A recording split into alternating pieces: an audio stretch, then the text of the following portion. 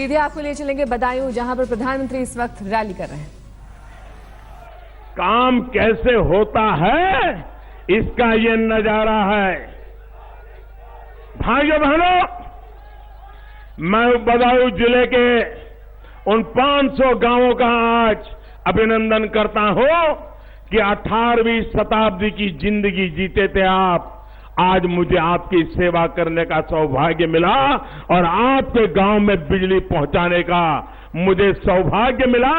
मैं आपका वंदन करता हूं और उन गांव वालों ने हमारी जो तत्काल मदद की, हर काम में मदद की, उसलिए उन गांव वालों का भी मैं आभार व्यक्त करना चाहता हूं, उनका अभिनंदन करना चाहता हूं। भाइयों बहनों, ये बदायूं जिला, इस जिले में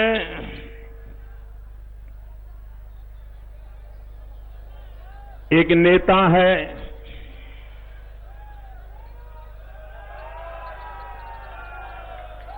यहां के एक एमएलए हैं। उस एमएलए को राज्य कक्षे का मंत्री का होद्दा मिला हुआ है, समाजवादी पार्टी के हैं, अखिलेश जी के चहेते हैं। उन्होंने क्या बयान दिया था? सरकार सपा की, एमएलए सपा का, सांसद सपा का, एक ही कुनबे का, प्रदेश आपका, जिला आपका, आप ही के लोग, और आरोप भी आप पर लगा रहे थे।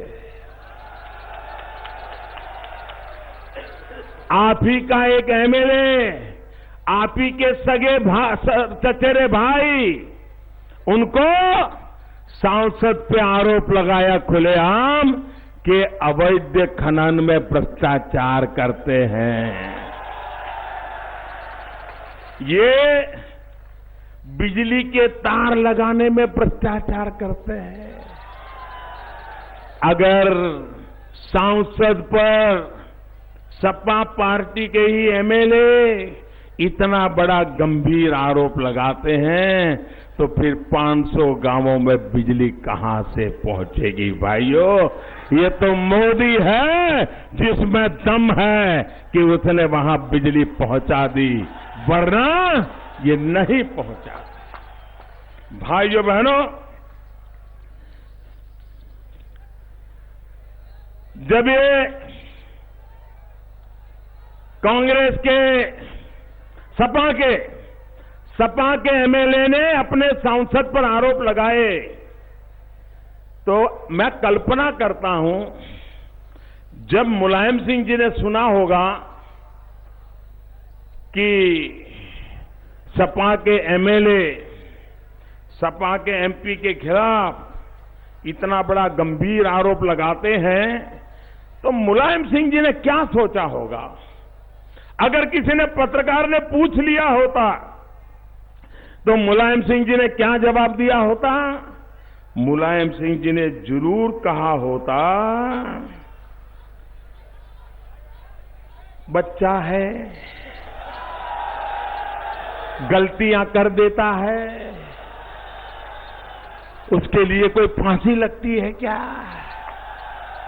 यही कहा होता ना। कोई भी पाप करो, ये कह देते हैं बच्चा है, गलतियां करता है। और अगर यही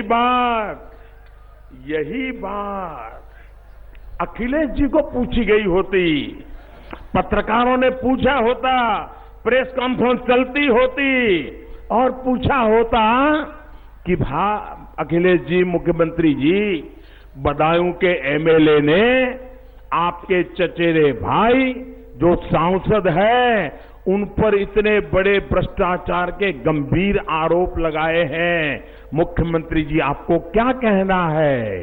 तो अखिलेश जी क्या कहते? अरे भाई, तुम ऐसे सवाल क्यों पूछते हो?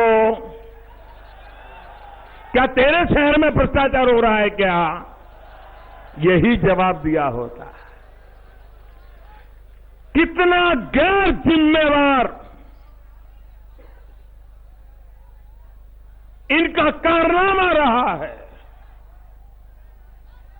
हर चीज में गैर जिम्मेवार। भाइयों बहनों, ऐसे गैर जिम्मेवार रवैया वाले लोग कभी भी जनता जनार्दन का भला नहीं कर सकते हैं। और इसलिए भाइयों बहनों, मैं कह रहा हूं, आपका काम नहीं बोल रहा, कारनामे बोल रहे हैं। आप मुझे बताइए, मायावती की सरकार भ्रष्ट थी, ऐसा 5 साल पहले अखिलेश जी गांव-गांव जाके बताते थे कि नहीं बताते थे? बताते थे कि नहीं बताते थे?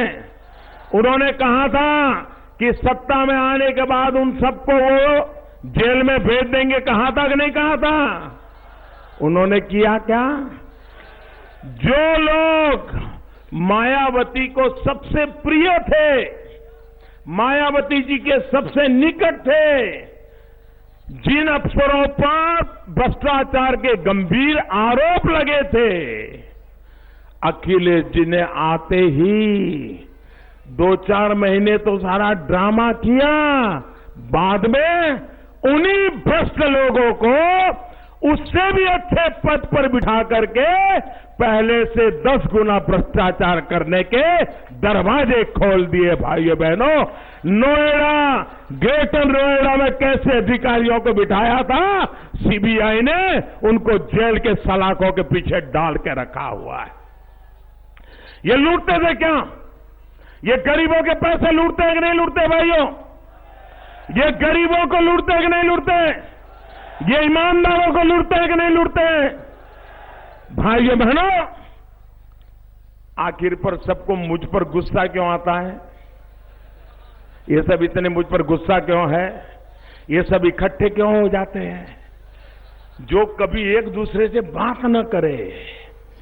मायावती मुलायम सिंह के पक्ष में न बोले, मुलायम सिंह जी मायावती के पक्ष में न बोले, मायावती अखिलेश के साथ न हो, अखिलेश मायावती के साथ न हो। हमेशा आपने देखा होगा, वो कहेगी सूरज है तो ये कहेगा चंदा है।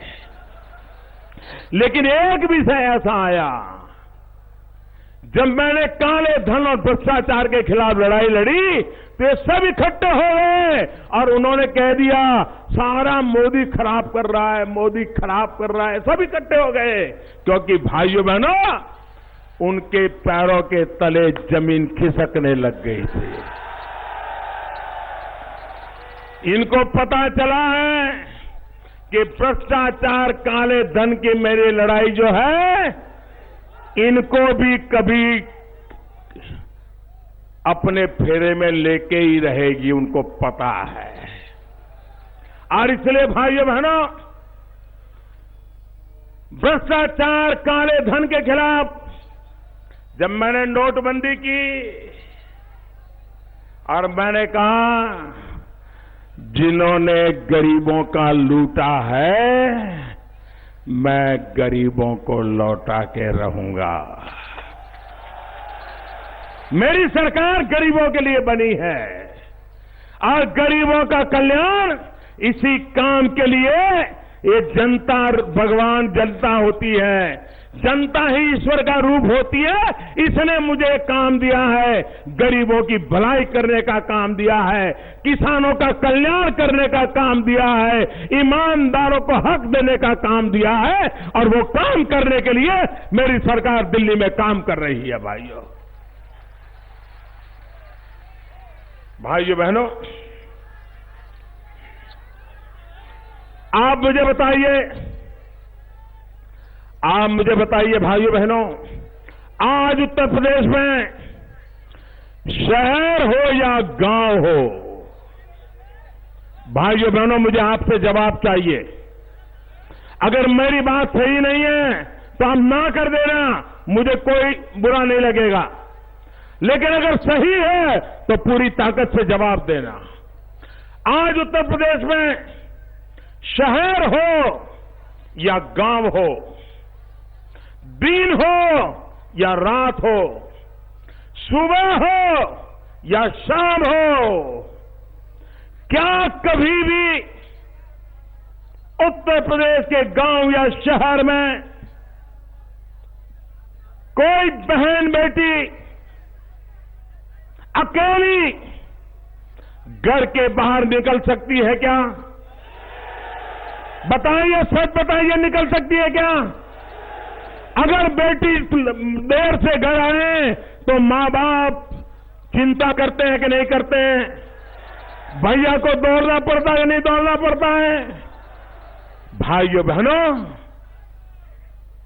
जरा अखिलेश जी जवाब तो दो।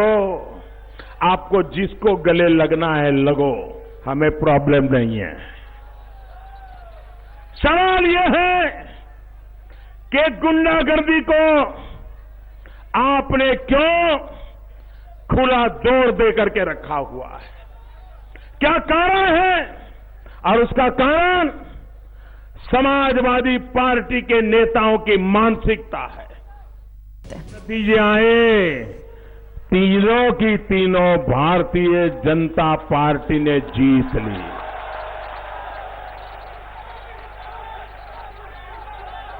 आज 11 फरवरी पंडित दीनदयाल उपाध्याय जी की पुण्यतिथि है। उस पुण्यतिथि पर उत्तर प्रदेश के लोगों ने दी हुई ये श्रद्धांजलि है। आज 11 फरवरी 11 मार्च का संकेत दे दिया है उत्तर प्रदेश के लोगों ने। और कमाल देखो, उत्तर प्रदेश के तीनों इलाके, गोरखपुर से देवेंद्र प्रताप सिंह एमएलसी का चुनाव जीत गए। भाजपा के देवेंद्र सिंह 25,000 से भी ज्यादा वोटों से जीत गए। भाइयों बहनों, कानपुर भारतीय जनता पार्टी के श्री अरुण पाठक एमएलसी का चुनाव जीत गए। में जिसको अन्याय हुआ है, जांच कराई जाएगी और उनको न्याय दिलाया जाएगा।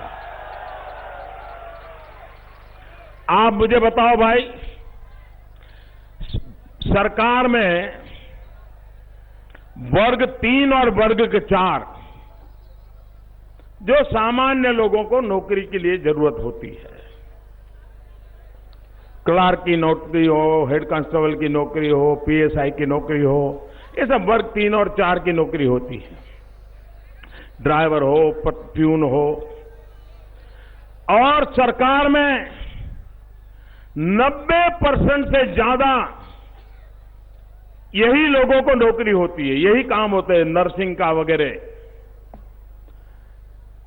अब आप बताइए, जब 100 लोगों की नौकरी का एडवर्टाइजमेंट निकलता है तो 1,00,000-2 लाख लोग अर्जी करते हैं। फिर उसका एग्जाम होता है। एग्जाम होने के बाद कुछ लोगों का इंटरव्यू निकलता है, और इंटरव्यू आने के बाद वो लड़का घर घर जाता है, किसी की पहचान है क्या? बेटे को इंटरव्यू आया है, कोई पहचान है क्या? और फिर बिचौलिए आ जाते हैं, अच्छा आपके बेटा का इंटरव्यू आया है, नौकरी चाहिए, 2 लाख लगेगा, 3 लाख लगेगा। गरीब विधवा मां को लगता है कि चलो बेटे को कहीं नौकरी मिल जाए, वो अपना पुराना घर भी गिरवी रख देती हैं। गरीब किसान अपनी जमीन गिरवी रख देता है, मां अपना मंगलसूत्र गिरवी रख देती है ताकि बेटे को कहीं रोजगार मिल जाए। मुझे बताइए भाइयों बहनों, ये गरीबों के साथ, मध्यम वर्ग के लोगों के साथ, मेहनत कश इंसान के साथ ये जोर जुल्म है कि नहीं है?